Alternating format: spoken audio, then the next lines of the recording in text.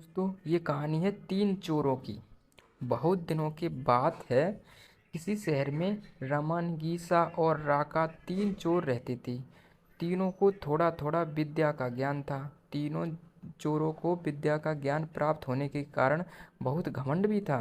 विद्या द्वारा तीनों चोर शहर में बड़े बड़े लोहे की तिजोरियों को तोड़ देते थे और बैंकों को लूट लिया करते थे। इस तरह तीनों चोरों ने शहर के लोगों की नाक में दम रख कर रखा था।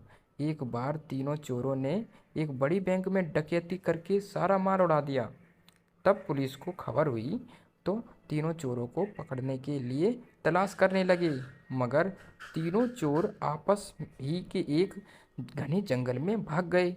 तीनों चोरों ने देखा कि जंगल में बहुत सी हड्डियां बिखरी पड़ी हैं। रमन ने अनुमान लगाकर कहा, ये तो किसी शेर की हड्डियां हैं। मैं चाहूँ तो सभी हड्डियों को अपनी विद्या के ज्ञान द्वारा जोड़ सकता हूँ। गीसा को भी विद्या का घमंड था।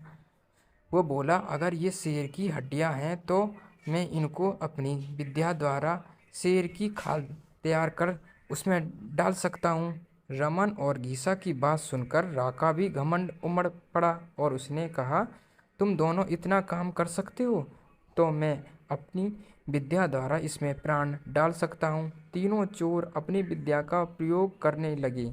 कुछ देर बाद रमन ने सारी हड्डियों को जोड़ दिया और गीसा ने शेर की बुहामी जान डाल दी।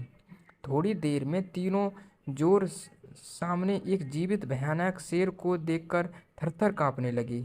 मगर शेर के पेट में तो एक दाना नहीं था।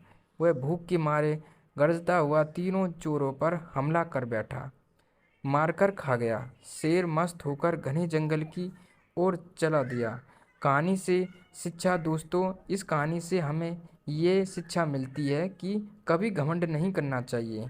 घमंड को हमेशा दुख का ही सामना करना पड़ता है। यदि तीनों चोर अपनी विद्या का घमंड नहीं करते, उन्हें जान से हाथ धोने नहीं पड़ते। हमें अपनी विद्या का उपयोग सोच समझकर करने चाहिए।